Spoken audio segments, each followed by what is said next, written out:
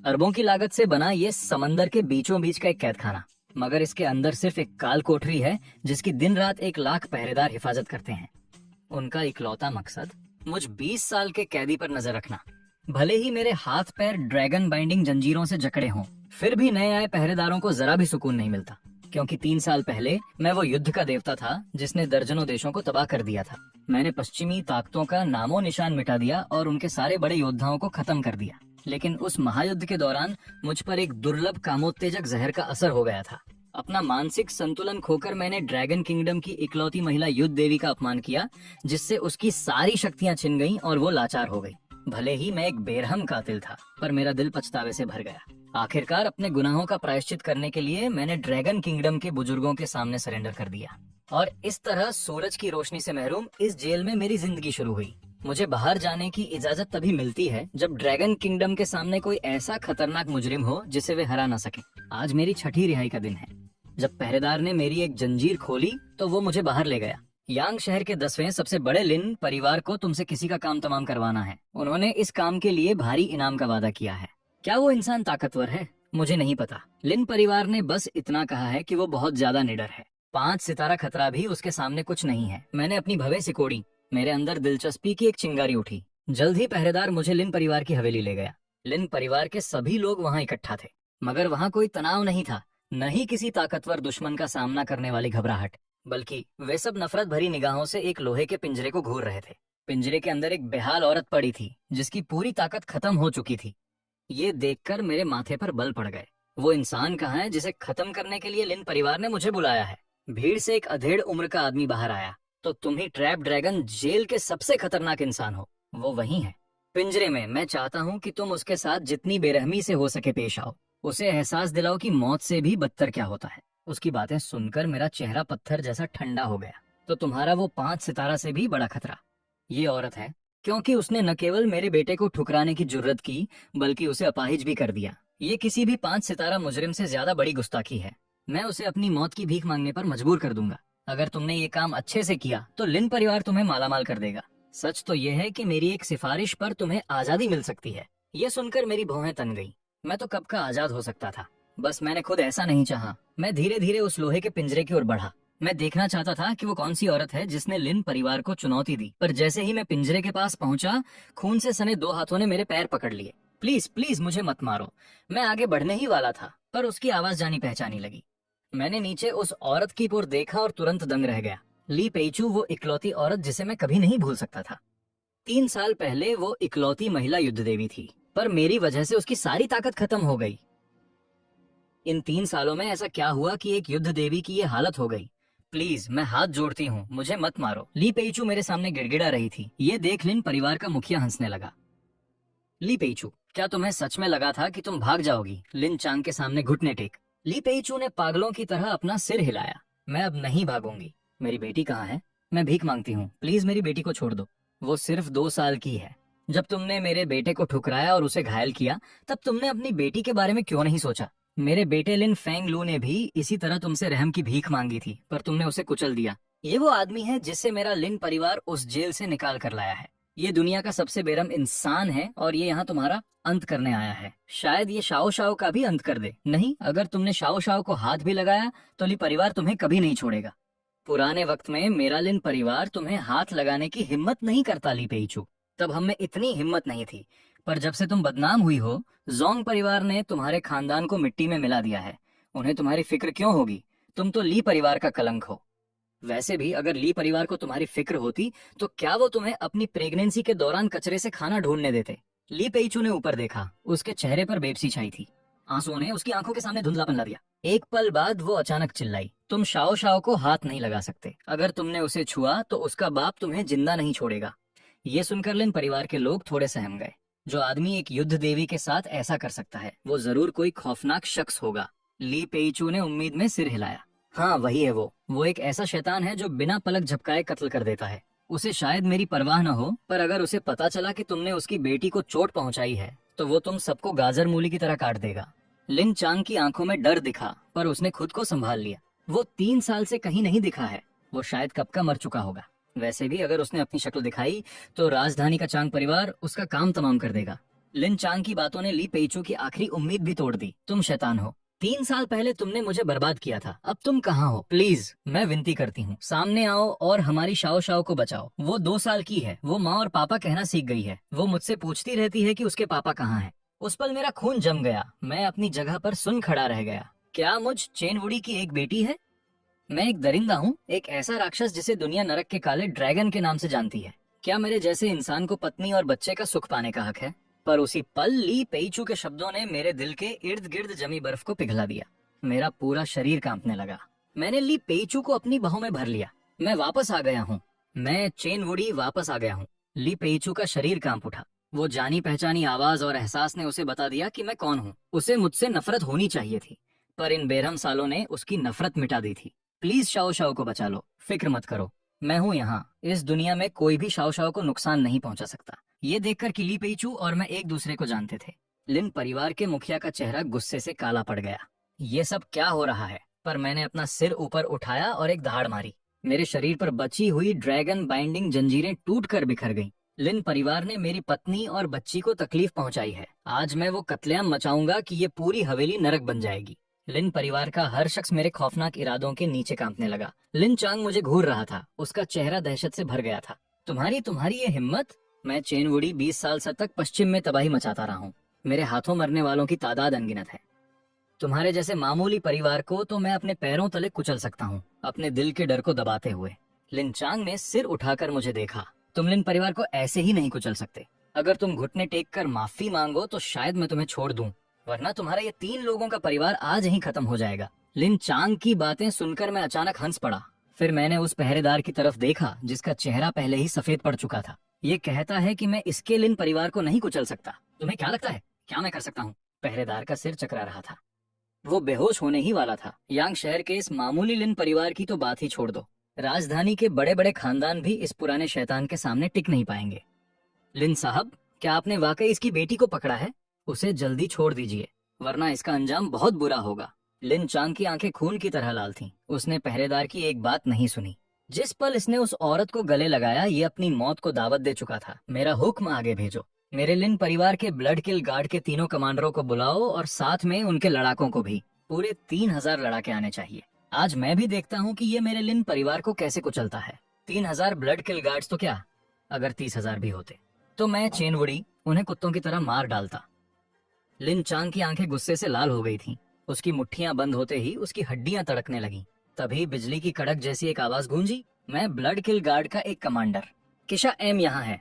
लिन परिवार के सामने गुस्ताखी करने की हिम्मत किसने की? फिर एक खौफनाक और कातिलाना मिजाज वाला आदमी आगे बढ़ा। उसके पीछे 1000 खतरनाक ब्लड किलर्स चल रहे थे। उसी पल जमीन जोर जोर से कांपने लगी। तभी एक भयानक दहाड़ गूंजी।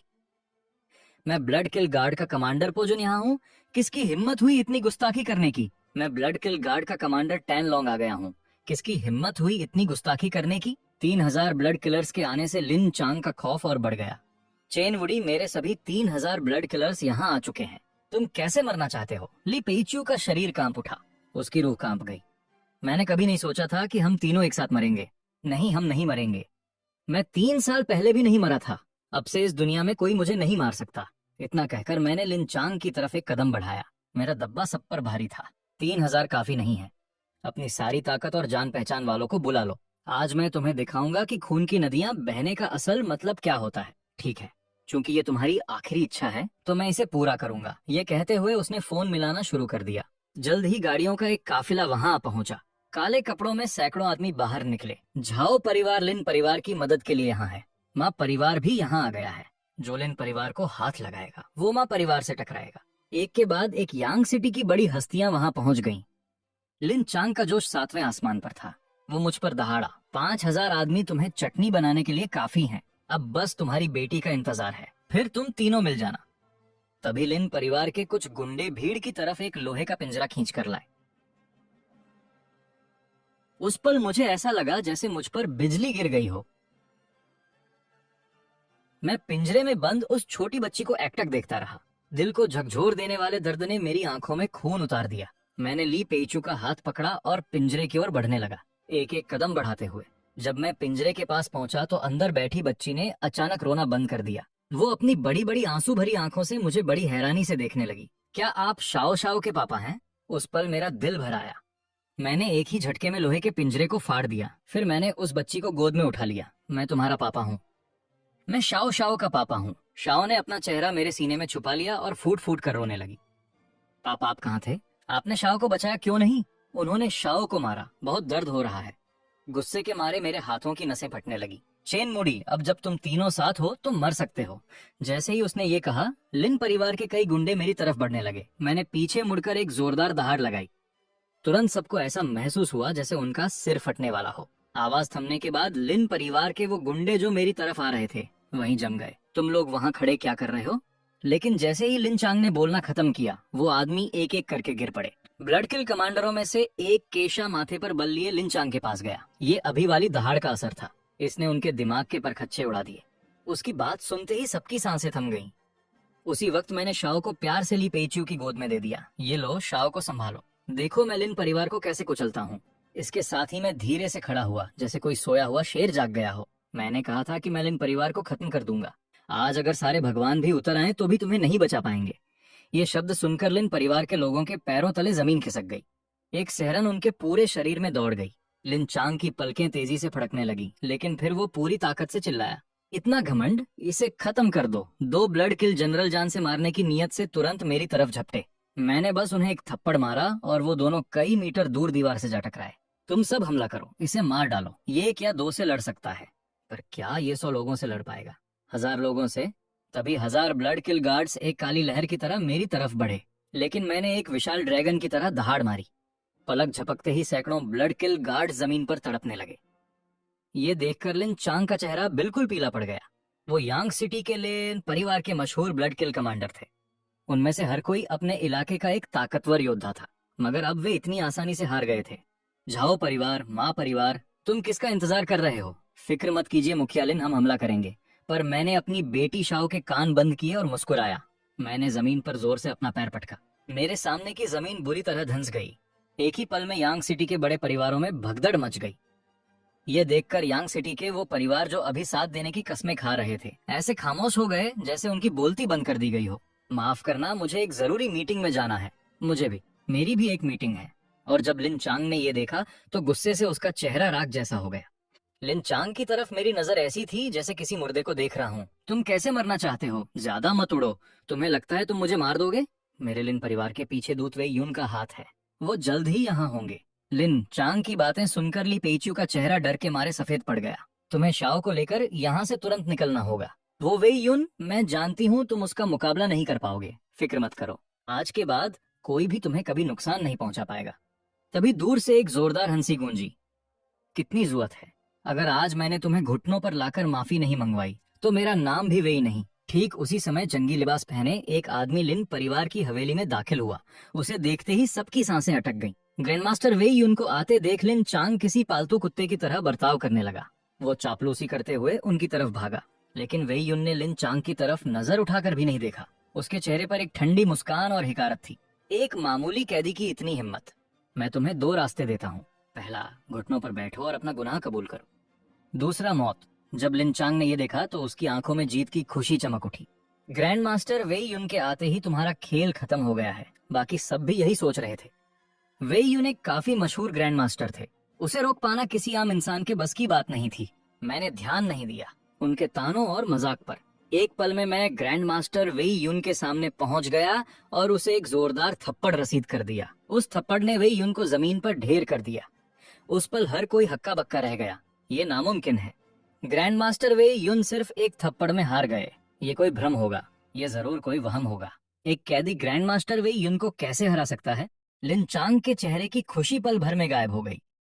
ग्रैंड मास्टर वेई यून हार गए, ये भला कैसे हो सकता है? लेकिन मैंने बस ठंडी नजरों से लिन चांग को देखा। मैंने कहा था कि आज मैं लिन परिवार को मिटा दूंगा, चाहे सारे ग्रैंड मास्टर आ जाएं या खुद युद्ध का देवता ही क्यों ना आ जाए। तुम बचोगे नहीं। लिन चांग घुटनों के बल गिर पड़ा। उसका चेहरा मुर्दे जैसा सफेद पड़ गया था। हुजूर, मुझसे गलती हो गई। मुझे आपके परिवार को नुकसान नहीं पहुंचाना चाहिए था। मैं अपनी जान के बदले लिन परिवार की सारी जायदाद आपको देने को तैयार हूँ। लिन परिवार यांग सिटी का एक बड़ा नाम है। हमारी दौलत कम से कम $1 अरब से भी ज्यादा है। ये एक बहुत बड़ी रकम है। मगर मेरी नजर सिर्फ ली पेइचू और शाओ पर थी। वो ही मेरी पत्नी और इकलौती बेटी है। दौलत भी इसके सामने कम है। तुम चाहे जो भी कहो, आज तुम्हारा मरना तय है। जब भीख मांगना बेकार रहा तो लिंचांग पागलों की तरह चिल्लाने लगा। ये मोदू का जांग परिवार था जिसने मुझे उन्हें सताने का हुक्म दिया था। अगर तुमने मुझे मारने की हिम्मत की तो जांग परिवार तुम्हें नहीं छोड़ेगा। वो मोदू का सबसे बड़ा खानदान है, जिनके पास अनगिनत ग्रैंड मास्टर्स और यहाँ तक कि एक युद्ध का देवता भी है। चिंता मत करो, वे भी जल्द ही वहां तुम्हारे साथ होंगे। इतना कहते ही मैंने अपना पैर नीचे पटका। उसके तुरंत बाद मेरी नजर वे युन और उसके आदमियों पर पड़ी जो चुपके से भागने की कोशिश कर रहे थे। और तुम ग्रैंड मास्टर वे युन का चेहरा तुरंत सफेद पड़ गया। उस एक थप्पड़ ने उससे बुरी तरह घायल कर दिया था। हालांकि वो अपने साथियों की मदद से खड़ा तो हो गया, पर उसमें लड़ने की ताकत नहीं बची थी। तभी वार्डन ने घबराते हुए मुझे एक फोन थमाया। ब्लैक ड्रैगन, ये कॉल उठाओ। मैं झल्लाया। ये वही था 3 साल पहले वाला, वही आदमी जिसने मुझे कुनलुंग जेल भेजा था यानशा का। एल्डर लॉन्ग, ब्लैक ड्रैगन, रुक जाओ। तुम्हें माफ कर दिया गया है। तुम्हें अब कुनलुंग जेल वापस जाने की जरूरत नहीं है। इसके अलावा मैं चाहता हूँ कि तुम यानशा के रक्षक और युद्ध के देवता बनो। नहीं, मुझे तुम्हारे साथ हुए हादसे का पता चला है। अगर तुम पहले की तरह अकेले होते तो तुम्हें इस ओहदे की जरूरत नहीं पड़ती, पर अब तुम्हारी एक औरत और बेटी है। अगर तुम अपने लिए नहीं तो कम से कम उनके बारे में तो सोचो। मैंने काफी देर तक सोचा, उस लाचारली पेजू और मासूम शाओ शाओ की तरफ देखते हुए। फिर मैंने धीमी आवाज में जवाब दिया, ठीक है। फोन काटने के बाद मेरी ठंडी नजर लिन परिवार के उन लोगों पर पड़ी जिन्होंने ली पेजू और शाओ शाओ को तंग किया था। पल भर में लिन परिवार की हवेली से दिल दहला देने वाली चीखें गूंज उठीं। कुछ ही देर बाद मैं ली पेजू को अपनी पीठ पर लादकर और शाओ शाओ को गोद में लेकर बिना पीछे मुड़े वहां से निकल गया। वहीं मोदू में जांग परिवार के घर के अंदर खानदान का मुखिया जांग हानबाओ गुस्से में दहाड़ा। क्या? यांग शहर का लिन परिवार खत्म हो गया और ये ली पेजू के उस आदमी ने किया। तब जांग और ली परिवार के रिश्ते के कुछ ही समय बाद उन्हें पता चला कि ली पेजू को किसी ने छुआ था।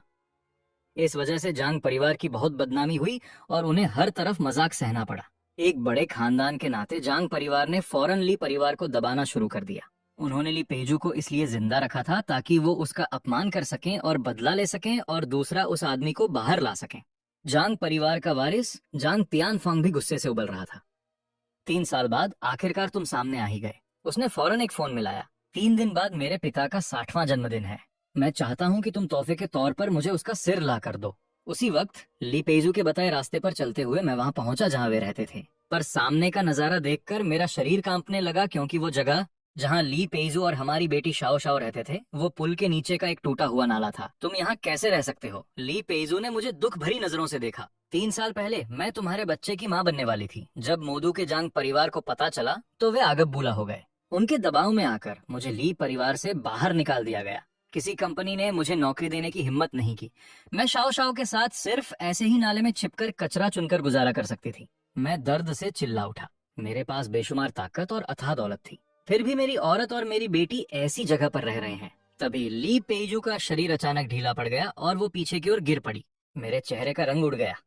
मैं गिरती हुई ली पेजू को थामने के लिए झपटा। उसने हाथ उठाने की कोशिश की और उलझी हुई नजरों से मुझे देखा। 3 साल तक मैंने तुम्हें मारने के अनगिनत सपने देखे, क्योंकि तुमने मेरा सब कुछ छीन लिया था। पर अब मैं तुमसे और नफरत नहीं करती। मुझमें नफरत करने की भी हिम्मत नहीं बची है। मेरे जाने के बाद तुम शाओ शाओ का ख्याल रखना। मैंने अपना सिर आसमान की ओर उठाया और बेबसी और गम से भरी एक दहाड़ मारी। क्या मैं चेन वूडी अपनी पूरी जिंदगी अकेले रहने के लिए ही बना हूँ?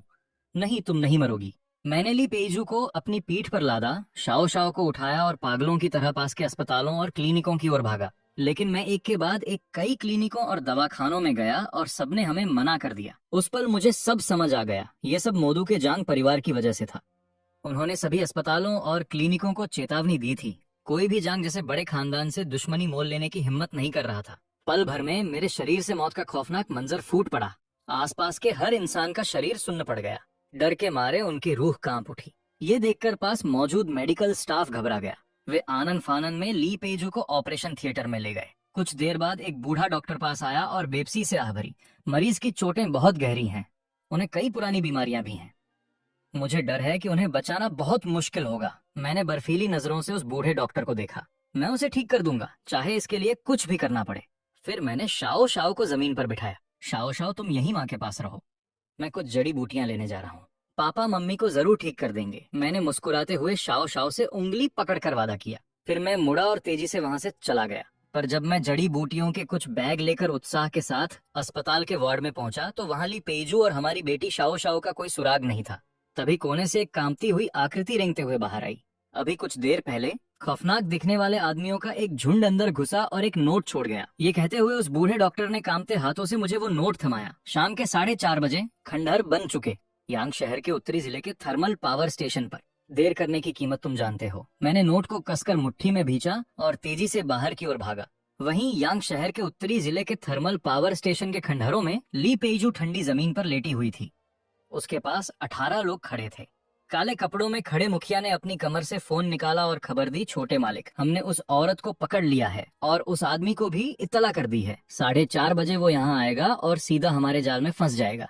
जांग लोंग, तुमने बहुत अच्छा काम किया, उसे जगाओ। ली पेजू धीरे धीरे अपनी बेहोशी से जागी। वीडियो कॉल पर शाओ शाओ और जांग तियानफांग को देखकर उसका दिल बैठ गया। शाओ शाओ बेगुनाह है, प्लीज उसे जाने दो, ठीक है? तुम जो चाहोगे मैं वो करने को तैयार हूँ। फोन के दूसरी तरफ जांग तियानफांग पागलों की तरह हंसने लगा। ली पेजू, बोलने से पहले देख तो लो कि तुम्हारे आसपास कौन है। ली पेजू ने मुश्किल से चारों ओर देखा और उसकी आंखें फटी की फटी रह गईं। जांग परिवार के 18 डार्क गार्ड्स, तुमने उन्हें यहाँ बुला लिया। ली पेजू का सफेद पड़ा चेहरा देखकर जांग तियानफांग को और भी ज्यादा मजा आने लगा। मैं तुम्हारे कटे हुए सिरों का इस्तेमाल करूंगा। मेरे पिता के जन्मदिन की दावत में तोहफे के तौर पर ली पेजू ने अपनी बेटी शाओ शाओ को गम भरी नजरों से देखा। क्या वो आदमी आएगा? माफ करना, मुझे देर हो गई। उस पल मैंने पीली पड़ चुकी ली पेजू और आंसुओं से भरी शाओ शाओ की आंखों में देखा। शाओ शाओ की आंखों में एक खौफनाक चमक कौंधी। मौत का एक भयानक मंजर 12 नंबर के तूफान की तरह छा गया जांग लोंग के दिल में मेरी बढ़ती हुई खौफनाक दहशत को देखकर। अचानक एक अनजानी अनहोनी का एहसास हुआ। आखिर ये आदमी कौन है? नहीं, अगर मैं छोटे मालिक के हुक्म को पूरा नहीं कर पाया तो मेरा अंत निश्चित है, ये देखते हुए कि मैं उनसे 5 मीटर से भी कम दूरी पर था। जांग लोंग ने गुस्से में अपना होंठ चबाया। डार्क गार्ड्स, हमला करो। उस हुक्म के साथ ही 18 डार्क गार्ड्स ने एक साथ अपनी लंबी तलवारें निकाल ली। पल भर में मैं चारों तरफ से सायों से घिर गया। ये मंजर देखकर ली पेजू की आंखें गहरी निराशा और दुख से भर गईं। पर जिसकी उसे उम्मीद नहीं थी वो ये कि उन 18 तलवारों को मैंने एक हाथ से पकड़कर पूरी तरह जाम कर दिया था। जांग लोंग और उसके आदमी हक्के बक्के रह गए। ये कैसे हुआ? पर इससे पहले कि वो कुछ समझ पाता, मैंने जोरदार झटका दिया और 18 तलवारें उन डार्क गार्ड्स के हाथों से छिटक कर दूर जा गिरी। फिर मैं उन पर एक भयानक तूफान की तरह टूट पड़ा। एक पल में जमीन पर पत्थर उखड़ने लगे और धूल उड़ने लगी। हवा में दर्दनाक और भयानक चीखें गूंज उठी जो काफी देर तक सुनाई देती रहीं। ये सब करने के बाद मैं गंभीर चेहरे के साथ ली पेजू की तरफ बढ़ा। तुम्हें हार नहीं माननी है। मुझे जड़ी बूटियां मिल गई हैं। एक बार सुरक्षित जगह पहुंच जाएं, फिर मैं तुम्हारा इलाज करूंगा। ली पेजू के सफेद पड़े चेहरे पर एक हल्की सी मुस्कुराहट तैर गई। चिंता मत करो, मैं शाओ शाओ को ऐसे पीछे नहीं छोड़ सकती। मैं इतनी आसानी से नहीं मरूंगी। मैंने उलझे हुए जज्बातों के साथ उस औरत को देखा। वो एक महान औरत है जिसने अपनी बेटी के लिए बहुत कुछ सहा है। आखिरकार मैंने अपना सालों से बंद पड़ा फोन निकाला और उस नंबर पर कॉल किया जिसे मैंने 3 साल से नहीं मिलाया था। ये मैं हूँ। एक पल की खामोशी के बाद दूसरी तरफ से खुशी की लहर दौड़ गई। बॉस, क्या ये आप हैं बॉस? बॉस वापस आ गए हैं। मेरी आंखें गहरी ममता से भर गईं। 3 साल पहले मुझे घेर लिया गया था और कुछ हादसे हुए थे। अब मैं जिंदा हूँ। यांग शहर में यंशा, किसी को यांग शहर भेजो ताकि मोदू के जांग परिवार को एक शानदार तोहफा दिया जा सके। बाकी बातें बाद में मिलने पर बताऊंगा। मुझे अभी किसी की जान बचानी है, इसलिए ज्यादा नहीं कह पाऊंगा। बेफिक्र रहिए बॉस, हम इसे जरूर पूरा करेंगे। फोन काटने के बाद मैंने प्यार से शाओ शाओ को उठाया, फिर ली पेजू को अपनी पीठ पर लाद कर वहां से निकल गया। ये वीरान थर्मल पावर स्टेशन अब खून की महक से भरा हुआ था। कुछ ही देर बाद मैं एक आलीशान हवेली के सामने पहुंचा। इस वक्त कीमती कपड़ों में सजे एक छोटे मालिक को उनके बॉडीगार्ड्स ने घेर रखा था और वे गोल्फ खेल रहे थे। एक अजनबी को घुसते देख उस छोटे मालिक का चेहरा गुस्से से तमतमा उठा। तुम कौन हो जो मेरे आराम में खलल डालने की हिम्मत कर रहे हो? पल भर में दर्जनों बॉडीगार्ड्स ने हमें पूरी तरह घेर लिया, पर मैं निडर खड़ा रहा। मैं तुम्हारी ये हवेली खरीदना चाहता हूँ। मेरी बात सुनकर वो छोटा मालिक जोर से हंस पड़ा।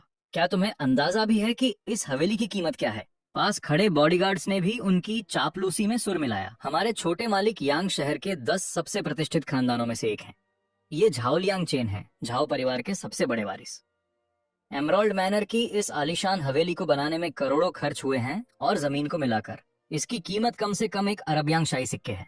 मैंने सीधे बॉडीगार्ड्स की चापलूसी के बीच में टोक दिया। मैं इसे खरीदूंगा। झाओलियांग चेन के चेहरे पर गहरी हिकारत साफ झलक रही थी। सिर्फ तुम एमराल्ड मैनर खरीदना चाहते हो? सपनों में मैंने झाओ लियांग चेन को एक बेरुखी भरी नजर से देखा। मैंने अपनी उंगली चटकाई और एक ब्लैक गोल्ड बैंक सीधा उसके हाथ में जाकर लगा। इसमें 10 अरब यानशा सिक्के हैं। झाओ लियांग चेन ने ब्लैक गोल्ड कार्ड पर नजर डाली, फिर मेरी तरफ देखा और अचानक तिरस्कार के साथ हंसने लगा। तुम मेरे साथ मजाक कर रहे हो है ना? मुझसे झूठ बोलने की कीमत जानते हो। मैं तुम्हारे 3 लोगों के परिवार को लोहे के पिंजरे में बंद कर दूंगा। उसकी बातें सुनकर शाओ झाओ को पुरानी खौफनाक यादें ताजा हो गईं और वो सहम गई। मुझे वापस उस पिंजरे में नहीं जाना। यह देखकर मेरा गुस्सा 7वें आसमान पर पहुंच गया।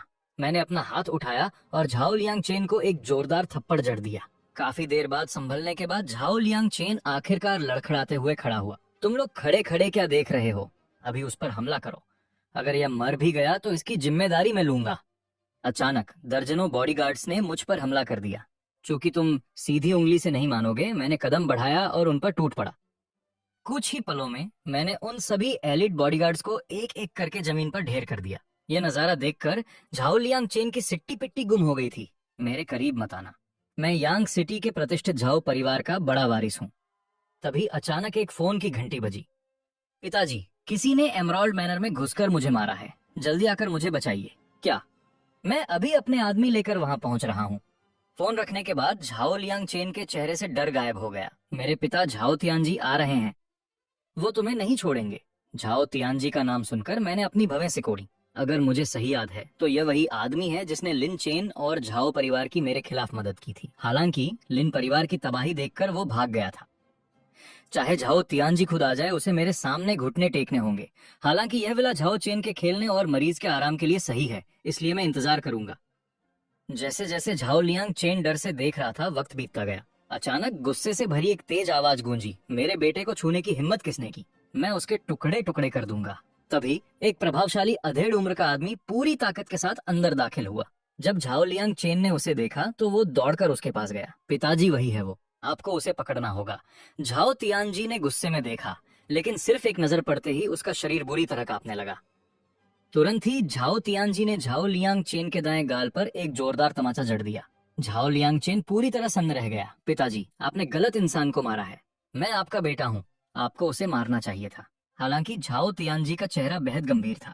उसने दोबारा उसे थप्पड़ मारा। फिर वो तेजी से मेरे पास आया और घुटनों के बल गिर पड़ा। यह हमारे लिए गर्व की बात है कि आपने इसे पसंद किया। हम पैसे कैसे ले सकते हैं? इसे तोहफा समझकर कबूल करें। अगर आपको कुछ भी चाहिए हो तो बस हमें बता दीजिएगा। झाओ लियांग चेन और उसके पीछे खड़े बॉडीगार्ड्स सब के सब हक्के बक्के रह गए। नालायक बेटे, अभी घुटने टेको और माफी मांगो। क्या तुम भी लिन परिवार जैसा अंजाम चाहते हो? झाओ लियांग चेन को अभी अपने पिता से खबर मिली थी कि लिन परिवार को एक ही शख्स ने खत्म कर दिया है। क्या ये वही आदमी था? यह सोचते ही वो भी तुरंत घुटनों के बल गिर गया। मुझे माफ कर दीजिए, मुझसे गलती हो गई। कृपया बड़ा दिल दिखाकर मुझे माफ कर दें। मैं ये सब ठंडी नजरों से देख रहा था। फिर मैंने अपनी बेटी की ओर देखा जो उत्सुकता से झांक रही थी। मैं झाओ तियानजी की ओर देखकर धीरे से मुस्कुराया। मैं खुद मुसीबतें नहीं ढूंढता और न ही मैं बिना वजह दूसरों को परेशान करता हूँ। मैंने ब्लैक गोल्ड बैंक कार्ड उठाया और झाओ तियानजी को थमा दिया। इसमें 10 अरब यांशा डॉलर हैं। जितनी जरूरत हो ले लो, कम पड़े तो मुझसे कहना। झाओ तियानजी ने चैन की सांस ली।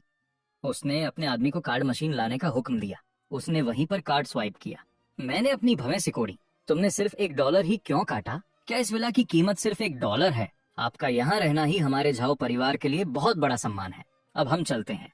अगर आपको किसी भी चीज की जरूरत हो तो बेझिझक हमें आदेश दें। यह कहकर झाओ तियानजी जल्दी से उठा और अपने आदमियों को लेकर चला गया। फिर मैंने ली पेजू को उठाया और शाओ झाओ के साथ विला में गया। शाओ झाओ, अब से यही हमारा घर है। पापा, क्या यह हमारा नया घर है? क्या वाकई हमें कोई यहाँ से बाहर नहीं निकालेगा? मेरी आंखें नम हो गईं। मैं मुश्किल से अपने आंसू रोक पा रहा था। अब हमें किसी पुल के नीचे नहीं रहना पड़ेगा। तुम्हें यहाँ से कोई नहीं निकाल सकता। मेरी बात सुनकर शाओ झाओ खुशी से ली पेजू की तरफ दौड़ी। मम्मी, आपने देखा? पापा हमें एक बहुत बड़े घर में ले आए हैं। हालांकि ली पेजू पहले ही बेहोश हो चुकी थी। मम्मी, उन्हें क्या हुआ है? उनके हाथ बहुत ठंडे हैं। मैंने झुककर शाओ झाओ के नन्हे सिर को सहलाया। मम्मी बहुत थक गई हैं। वो बस सो गई हैं। जब वो जागेंगी तो सब ठीक हो जाएगा। मैंने ली पेजू को उठाया और एक साफ सुथरे कमरे में ले गया। तभी मेरे शरीर से असली ऊर्जा की लहरें निकलने लगी। आधे घंटे बाद मैंने राहत की एक हल्की सांस ली। अगर मैं कुनलोंग जेल में न होता और उस शैतानी डॉक्टर मोतियान चेंग से डॉक्टरी न सीखी होती तो शायद मैं बेबस हो जाता। अब उन्हें बस कुछ वक्त के शांत आराम की जरूरत है ताकि वो पूरी तरह ठीक हो सकें। तभी विला के बाहर से अचानक शोर सुनाई दिया। मैं जाने के लिए मुड़ा और धीरे से कमरे का दरवाजा बंद कर दिया। मैंने देखा कि आने वाला और कोई नहीं बल्कि झाओ परिवार का मुखिया झाओ तियानजी था। जमीन पर कई बेहतरीन तोहफों के डिब्बे रखे थे। मिस्टर चेन, विला में खाने पीने का सामान नहीं था और आपकी पत्नी भी चोटिल लग रही थी, इसलिए मैं कुछ कपड़े और ताकत की दवाइयां ले आया हूँ। यह देखकर शाओ झाओ भी दौड़कर वहां आ गई। पापा, यह गुड़िया कितनी प्यारी है। शाओ झाओ को गुड़िया के साथ खेलते देख मैंने झाओ तियानजी की ओर गहराई से देखा। मैं इस एहसान को याद रखूंगा। मैं कुछ वक्त यांग सिटी में ही हूँ, मुझे काम के लिए किसी की जरूरत है। अगर तुम चाहो। इससे पहले कि मैं बात पूरी करता, झाओ तियानजी तुरंत घुटनों पर आ गया। मैं तैयार हूँ। यह आदमी बेहद ताकतवर है। यह किसी योद्धा को भी धूल चटा सकता है। इनके साथ रहकर मुझे भविष्य में और ऊंचा उठने का मौका जरूर मिलेगा। उसी पल काले कपड़ों में आदमियों का एक समूह विला के अंदर घुसा। झाओ तियानजी के चेहरे का रंग उड़ गया। वो उनमें से हर एक की जबरदस्त ताकत महसूस कर सकता था। अगला नजारा देखकर झाओ तियानजी दंग रह गया।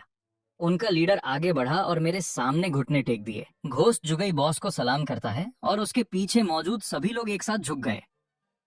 बालदासुरा बॉस को सलाम करता है। गॉड ऑफ फायर बॉस को सलाम करता है। भाइयों, मैं लौट आया हूँ। मैं जहन्नुम का काला ड्रैगन वापस आ गया हूँ। अचानक एक खौफनाक ऊर्जा आसमान की ओर उठी। उसी वक्त काले कपड़ों वाले उन आदमियों ने एक साथ गर्जना की। हम बॉस की वापसी का स्वागत करते हैं।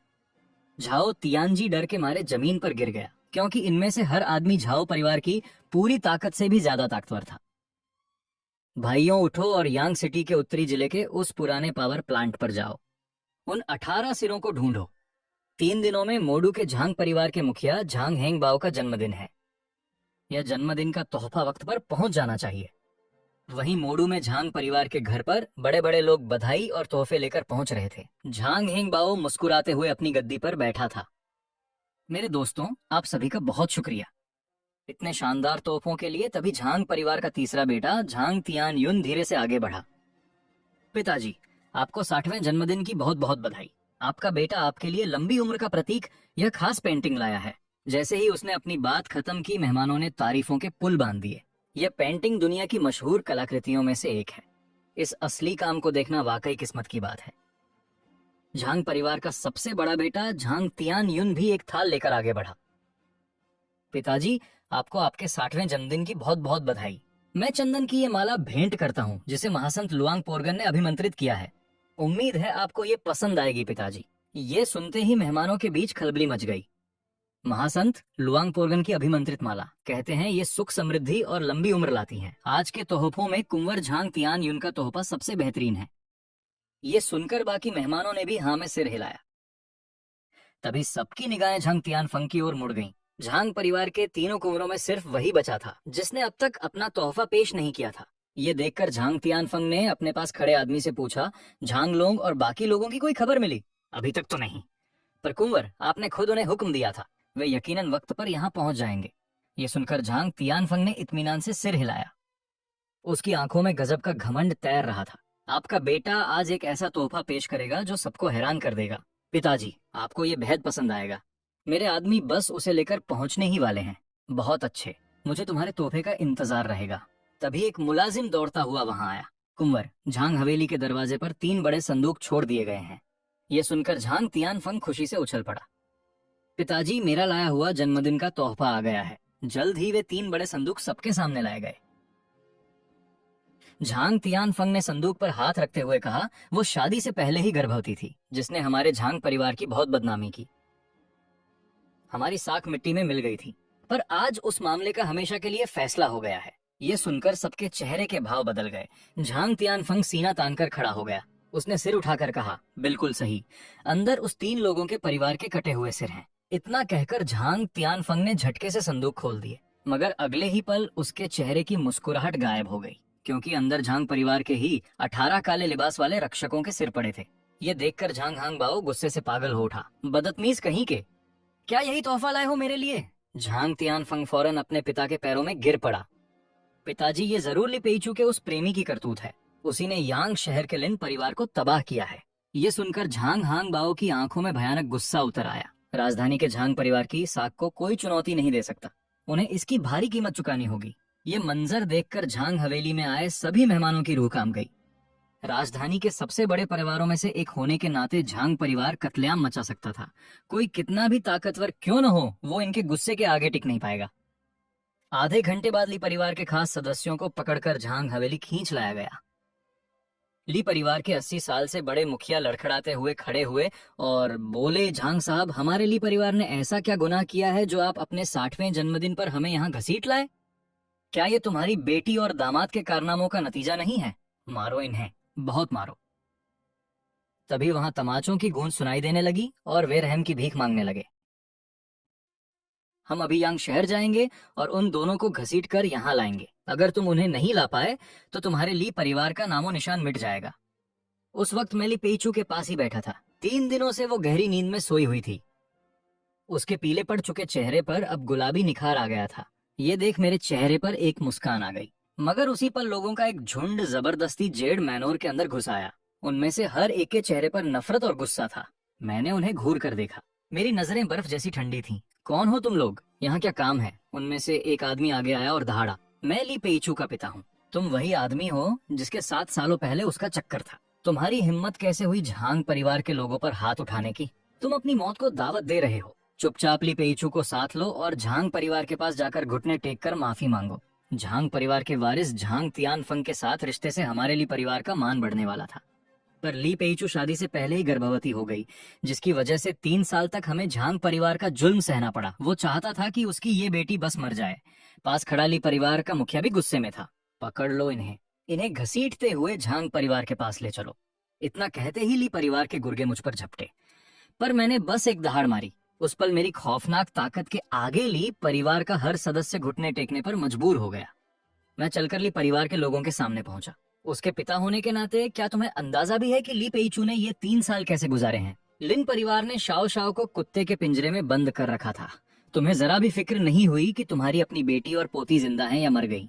तुम इतने पत्थर दिल हो कि माँ बाप कहलाने के लायक नहीं हो। मेरे एक के बाद एक आरोपों ने ली परिवार के घमंड को चूर चूर कर दिया। उन सबके चेहरों पर शर्मिंदगी और पछतावा साफ दिख रहा था।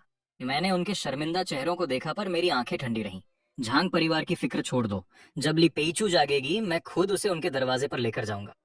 ली परिवार के सभी लोग दंग रह गए। ली रिंशान तुरंत चिल्लाया, झांग परिवार बहुत ताकतवर है, तुम उनका मुकाबला नहीं कर पाओगे। मैंने शांति से उन्हें देखा। वापस जाओ और झांग परिवार से कह दो, जो कुछ भी हुआ उसका जिम्मेदार सिर्फ मैं हूँ। वे अपनी भड़ास निकालने के लिए तुम बेगुनाह ली परिवार के पीछे न पड़े। अगर उनमें हिम्मत है तो वे यांग शहर आकर मुझसे मिलें। मैं जेड मैनोर में उनका इंतजार करूंगा। मैं कहीं नहीं जा रहा। ली रिंशान ने मुझे हिकारत से देखा और ठंडी आ भरी। झांग परिवार वाले बेवकूफ नहीं हैं। उन्हें इतनी आसानी से धोखा नहीं दिया जा सकता। पर पास खड़े मुखिया ने एक ठंडी सांस ली। चलो वापस चलते हैं। झांग परिवार के गुस्से का कोई और हल निकालेंगे। मुखिया की बात सुनकर बाकी लोग भी राजी हो गए। जेड मैनोर से निकलने की कुछ देर बाद ही ली रिंशान खुद को रोक नहीं पाया।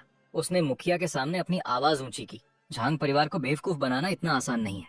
अगर हम इस तरह खाली हाथ लौटे तो वे हमें कभी नहीं छोड़ेंगे। ली परिवार का मुखिया पीछे मुड़ा और जेड मैनोर की ओर देखा। मैं पूरे ली परिवार को उनके साथ मरते हुए कैसे देख सकता हूँ? तुम सब मेरी ही संतान हो। मुझसे अपने ही लोगों के खिलाफ जाना बर्दाश्त नहीं हुआ। अब वे झांग परिवार के गुस्से से बच पाते हैं या नहीं, ये उन पर निर्भर है। इतना कहते ही मुखिया की आंखों में बेरहमी चमक उठी। उसने जमीन से एक ईंट उठाई और अपने ही हाथ पर जोर से मार दी। तुरंत ही मुखिया के दाहिने हाथ से खून बहने लगा। मुखिया जी, ये क्या किया आपने? बचने के लिए हमें खुद को चोट पहुंचाने का ये नाटक करना ही होगा। फिर उसने वो ईंट ली रिंशान की तरफ बढ़ा दी। जल्द ही वहां से चीखने चिल्लाने की आवाजें आने लगीं। जब वे झांग हवेली लौटे और झांग हांगबाओ ने ली परिवार की ये बुरी हालत देखी तो वो दंग रह गया। ली परिवार का मुखिया बुरी तरह खांस रहा था और उसका चेहरा सफेद पड़ गया था। वे दोनों बहुत ही बदतमीज और घमंडी हैं। उन्होंने तो हमें झांग परिवार का पालतू कुत्ता तक कह दिया। हमारे परिवार ने उन्हें पकड़ने की कोशिश की पर वो आदमी बहुत ताकतवर था। पल भर में उसने हमारे लोगों को कुचल दिया। उसने तो झांग परिवार को यांग शहर आकर मरने की चुनौती दे डाली है। ली परिवार के बाकी लोगों ने भी आग में घी डालने का काम किया। ये सुनकर झांग हांगबाओ का चेहरा गुस्से से तमतमा उठा। मुझे अंदाजा नहीं था कि उन दोनों की इतनी हिम्मत बढ़ जाएगी। हमारा झांग परिवार खुद यांग शहर जाकर उन्हें बताएगा कि हमसे दुश्मनी मोल लेने का अंजाम क्या होता है।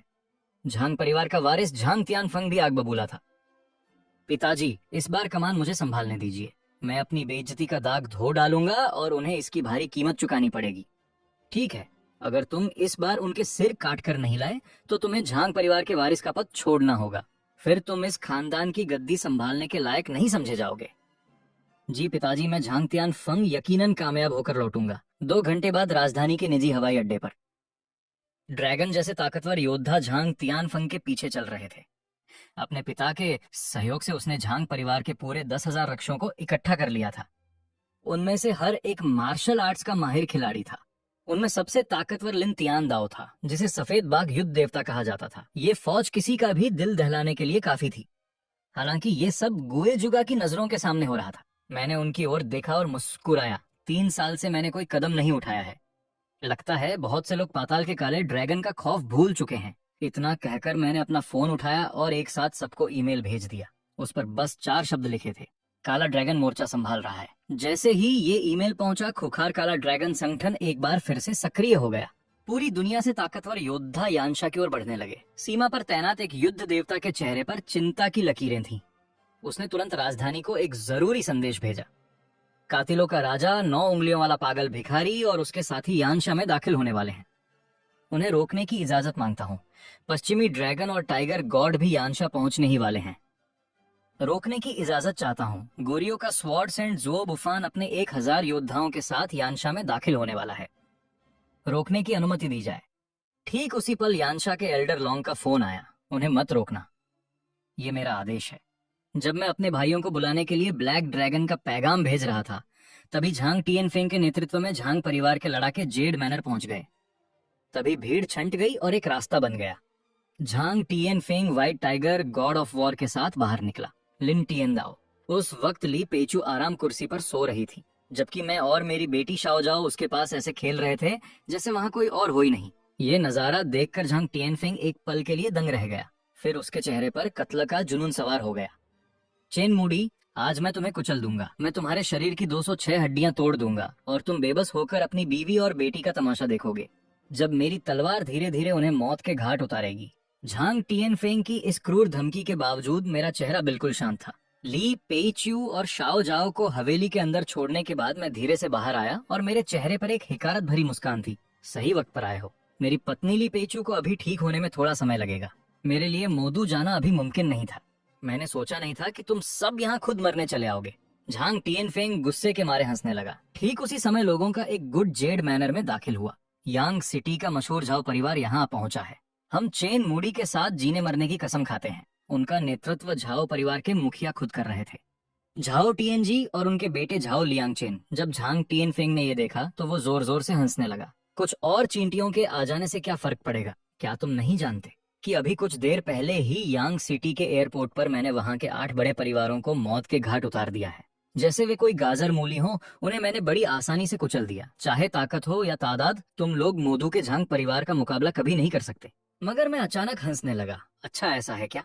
जरा आप दोबारा देखो। जैसे ही मैंने ये कहा, मेरे पीछे बिजली की तरह कुछ लोग नजर आए। इनमें भिखारी, टैटू वाले गुंडे और सफेद लिबास में तलवारबाज शामिल थे। भले ही उनके कपड़े एक जैसे नहीं थे, लेकिन उनमें से हर एक से एक बेहद ताकतवर ऊर्जा निकल रही थी। उनमें से हर किसी का दबदबा white tiger god of war Lin Tiandao से कम नहीं था, और कुछ तो उससे भी कहीं आगे थे। और फिर भी जब उन खौफनाक लड़ाकों की नजर मुझ पर पड़ी तो वे सब फौरन एक साथ अपने घुटनों के बल बैठ गए। नमस्ते बॉस। ये देखकर झांग परिवार के लड़ाकों के होश उड़ गए। White tiger god of war Lin Tiandao तो और भी ज्यादा हैरान था। 9 उंगलियों वाला पागल भिखारी, तो तुम यहाँ हो। ये दक्षिण पूर्व एशिया का सबसे खौफनाक और मगरूर हत्यारा है, और अब वो घमंडी पागल भिखारी चेन मूडी के सामने झुका हुआ है, जो अभी जेल से छूट कर आया है। उसके बगल में खड़े सफेद कपड़ों वाले तलवारबाज को देखकर लिन टिएनदाओ की सांसें थम गईं। स्वॉर्ड सेंट जुओ बुफान, तुम तो गोरियों के सबसे ताकतवर इंसान हो। स्वॉर्ड सेंट जुओ बुफान को देखकर लिन टिएनदाओ पूरी तरह दंग रह गया। उसने खौफ भरी नजरों से मेरी ओर देखा। आखिर तुम हो कौन? लिन टिएनदाओ के कांपते हुए सवाल को सुनकर मेरे होठों पर एक ठंडी मुस्कान आ गई। क्या तुमने कभी हेल ब्लैक ड्रैगन के बारे में सुना है? ये शब्द सुनते ही लिन टिएनदाओ बुरी तरह डर गया, और उसकी ये हालत देखकर झांग टिएनफेंग के माथे पर बल पड़ गए। ये हेल ब्लैक ड्रैगन क्या है? लिन टिएनदाओ ने बताया। छोटे मालिक, हेल ब्लैक ड्रैगन एक मिसाल है। 3 साल पहले ये दुनिया का सबसे मशहूर कातिलों का संगठन था, और उनका मुखिया खुद हेल ब्लैक ड्रैगन था। जिसका भी नाम हेल ब्लैक ड्रैगन की लिस्ट में आया, वो अगला दिन नहीं देख पाया। इस मोड़ पर लिन टिएनदाओ पसीने से तरबतर था, और झांग परिवार के लड़ाकों के चेहरे सफेद पड़ चुके थे। तभी एक खौफनाक साया मुझसे निकला। पल भर में झांग परिवार के 10,000 लड़ाके इस भारी दबाव के आगे घुटने टेकने पर मजबूर हो गए। सिर्फ लिन टिएन दाओ ही उस सदमे से बाहर निकल पाया। हेल ब्लैक ड्रैगन वाकई ताकतवर है, लेकिन ये यानशा का इलाका है। अगर तुमने यहाँ अपनी मनमानी करने की कोशिश की तो यानशा के सभी गॉड ऑफ वॉर तुम्हें नहीं छोड़ेंगे। उसकी बातें सुनकर मैं अचानक हंस पड़ा। संयोग से मैं भी यानशा का ही एक गॉड ऑफ वॉर हूँ। मुझे लगता है तुम्हें ये खबर बहुत जल्द मिल जाएगी। जैसे ही मैंने ये कहा, लिन टिएन दाओ का फोन बजने लगा। उसने कांपते हाथों से उसे देखा। ये यानशा के सबसे ऊंचे दर्जे के प्रोटेक्टर गॉड ऑफ वॉर का पैगाम था। नामुमकिन, ये बिल्कुल नामुमकिन है। मगर वो पैगाम भेजने वाला कोई और नहीं बल्कि एल्डर लॉन्ग थे। ये देखते ही लिन टिएन दाओ जमीन पर गिर पड़ा और झांग टिएन फेंग, जो पहले से ही खौफ में था, वो पूरी तरह कांप उठा। बिना सोचे समझे वो वहां से भाग खड़ा हुआ। लिन टिएन दाओ ने उन्हें रोक लिया। लिन टिएन दाओ के चेहरे पर गहरा दुख था। वो मोदू के झांग परिवार का एहसानमंद था और उन्हें ऐसे अकेला नहीं छोड़ सकता था। मैंने झांग टिएन फेंग को भागते हुए देखा और मुस्कुराया। हेल ब्लैक ड्रैगन, उसे अभी खत्म करो। फौरन तेज लहरों की तरह वार होने लगे। जैसे ही झांग परिवार के आखिरी ग्रैंड मास्टर का सिर धड़ से अलग हुआ, मोदू के झांग परिवार के 10,000 लड़ाकों का नामो निशान मिट गया। अब सिर्फ झांग टिएन फेंग, जो ज्यादा दूर नहीं भाग पाया था, और लिन टिएन दाओ ही जिंदा बचे थे। मेरी नजर लिन टिएन दाओ की तरफ मुड़ी। मैंने नरमी से कहा, तुम जा सकते हो, लेकिन झांग टिएन फेंग को तो मरना ही होगा। ये सुनते ही झांग टिएन फेंग पागलों की तरह चीखने चिल्लाने लगा। लिन टिएन दाओ, भूलना मत कि मोदू का झांग परिवार तुम्हारा अपना है, और वो एहसान जो तुम पर है, क्या हमारे बिना तुम कभी white tiger god of war बन पाते? अगर तुम नहीं गए तो तुम भी इसके साथ मारे जाओगे। ये सुनकर लिन टिएन दाओ कांप उठा और वो हार मानकर वहां से चला गया। ये देखकर झांग टिएन फेंग घुटनों पर आ गया। मुझे छोड़ दो, मैं मोदू के झांग परिवार का वारिस हूँ। क्या तुम लोग पैसे के लिए खून नहीं करते? मैं तुम्हें 10 अरब की रकम दे सकता हूँ। 3 साल पहले की बात है। ली पेचू, जो उस वक्त माँ बनने वाली थी, कूड़ा बेचकर कमाए पैसों से एक बन खरीदना चाहती थी, लेकिन तुमने उसके पीछे अपने गुंडे लगा दिए। तुमने हर दुकान वाले को उसे कुछ भी बेचने से मना कर दिया, और आखिर में उसके सामने ही तुमने जमीन पर खाना फेंका और उसे अपने पैरों से कुचल दिया। ये कहते वक्त मेरी आंखें खून की तरह लाल हो गईं और उनमें मौत का साया था। झांग टिएन फेंग गिड़गिड़ाते हुए अपनी जान की भीख मांगता रहा। मैं उसकी भरपाई कर दूंगा, खुदा के लिए मुझे मत मारो। मैं पूरी जिंदगी आपका गुलाम बनकर रहूंगा। झांग टिएन फेंग की बातें सुनकर मैं हंसने लगा। सिर्फ तुम्हारी मौत ही ली पेचू के दुख को कम कर सकती है। इतना कहकर मैंने जोर से अपना पैर झांग टिएन फेंग पर दे मारा। उसने वहीं दम तोड़ दिया। बॉस, इसे देखकर दिल को सुकून मिला। भाभी के साथ ऐसा सुलूक करने वाले के हजारों टुकड़े कर देने चाहिए थे। इसे ऐसे ही मरने देना तो बहुत आसान सजा है। मोदू के झांग परिवार ने सारी हदें पार कर दी थी। बॉस, चलिए अभी चलकर मोदू के झांग परिवार को मिट्टी में मिला देते हैं। मैं चेन बुड़ी आप सभी भाइयों का शुक्रगुजार हूँ, लेकिन इस वक्त मुझे अपनी बीवी का ख्याल रखना है। हेल ब्लैक ड्रैगन संगठन के भाइयों ने मुझे आदर से सलाम किया। फिर वे वहां से चले गए और अपने साथ झांग परिवार के उन 10,000 लड़ाकों की लाशें भी ले गए। उधर मोदू के झांग खानदान की हवेली में झांग परिवार के मुखिया झांग हांगबाओ अपनी मुख्य कुर्सी पर बैठे थे। उनके माथे पर हल्की सी चिंता थी। क्या चेन फेंग और लिन टिएन दाओ की अब तक कोई खबर नहीं मिली? आप फिक्र मत कीजिए हुजूर, छोटा मालिक जरूर उन तीनों के सिर काट कर लाएगा। ये सुनकर झांग हांगबाओ को थोड़ा सुकून मिला। झांग खानदान का वारिस होने के नाते उसने बहुत तालीम ली है, फिर भी वो बहुत जज्बाती है। ऐसे वक्त में वो खबर भेजना ही भूल गया। तभी तेज कदमों की आवाज झांग हांगबाओ के कानों में पड़ी। मुखिया जी, god of war Lin TN दाओ वापस आ गए हैं। उसे अंदर आने दो। आखिर उस लड़के को खबर भेजने का ख्याल आ ही गया। अगले ही पल white tiger god of war Lin TN Dao लड़खड़ाते हुए अंदर आया। उसे इस हाल में देखकर सब दंग रह गए। झांग हांगबाओ का दिल जोर से धड़कने लगा और उसे किसी अनहोनी का एहसास हुआ। लिन टिएन दाओ, क्या हुआ? टिएन फेंग कहाँ है? मुखिया जी, छोटे मालिक झांग टिएन फेंग अब नहीं रहे।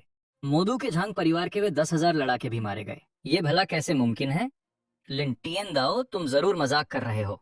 मोदू के झांग परिवार के 10,000 योद्धा, वे इतनी आसानी से कैसे खत्म हो सकते हैं? वो तो महज एक कैदी है, उसमें इतनी ताकत हो ही नहीं सकती। झांग हांगबाओ की आंखों के सामने अंधेरा छा गया और वो बेहोश होते होते बचा। जल्दी बताओ, ये किसने किया? ये सब चेन मूडी ने किया है। वो न सिर्फ हेल ब्लैक ड्रैगन का सरगना है, बल्कि वो यानशा का प्रोटेक्टर गॉड ऑफ वॉर भी है। वो इस दुनिया के सबसे ताकतवर लोगों में से एक है। हम उसका मुकाबला कभी नहीं कर सकते थे, छोटे मालिक। उस शैतान ने उनके शरीर की एक एक हड्डी तोड़ दी। वो आधे घंटे तक तड़पते रहे और फिर दम तोड़ दिया। लिन टिएन दाओ की बातें सुनकर झांग हांगबाओ पर जैसे दुखों का पहाड़ टूट पड़ा। चेन मुड़ी, मैं तुझे मार डालूंगा, चाहे तू पाताल का शैतान ही क्यों ना हो। मैं अपने बेटे की मौत का बदला जरूर लूंगा। कुछ देर सोचने के बाद झांग हांगबाओ ने अपने गले से आधा पेंडेंट उतारा। टिएनदाओ, ये आधा पेंडेंट लो और उत्तरी तटीय शहर जाकर हेशा को ढूंढो। हेशा का नाम सुनते ही लिन टिएनदाओ का पूरा शरीर कांप उठा। जांग हानबाओ के पागलपन को देख वो लॉकेट लेकर तेजी से निकला। लिन तियानदाओ के जाने के बाद उसने खुद को संभाला। तियान फांग की मौत। यांग शहर के जांग लड़ाकों के खात्मे की बात गुप्त रहनी चाहिए, पर हॉल के बाहर खड़े एक सेवक की आंखों में अजीब चमक थी। जल्द ही वो सेवक छिपकर ली परिवार के घर पहुंच गया। ये खबर सुनकर ली परिवार के सभी सदस्य दंग रह गए और खौफ से भर गए। यांग शहर जैसी छोटी जगह पर भला ऐसी कौन सी ताकत है जो खात्मा कर सके? इतने सारे ताकतवर लड़ाकों का क्या इसका चेन वुडी से नाता है भाई? तुम्हारे निकम्मे दामाद में इतनी काबिलियत कहाँ? मुखिया ने गद्दी से उठते हुए कहा। हमारे जासूस ने ज्यादा तो नहीं सुना, पर लगता है कि उनकी हार का नाता उस रक्षक योद्धा से है जो यांग शहर में गुमनामी में रह रहा है। उसके आने से ही वे हारे।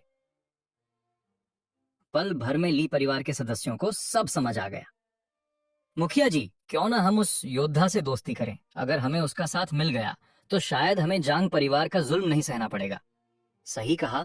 हमारे परिवार की किस्मत इस बात पर टिकी है कि हम उस योद्धा को अपना दोस्त बना पाते हैं या नहीं। मैं ये जिम्मेदारी तुम्हें और ली रेंशिन को सौंपता हूँ।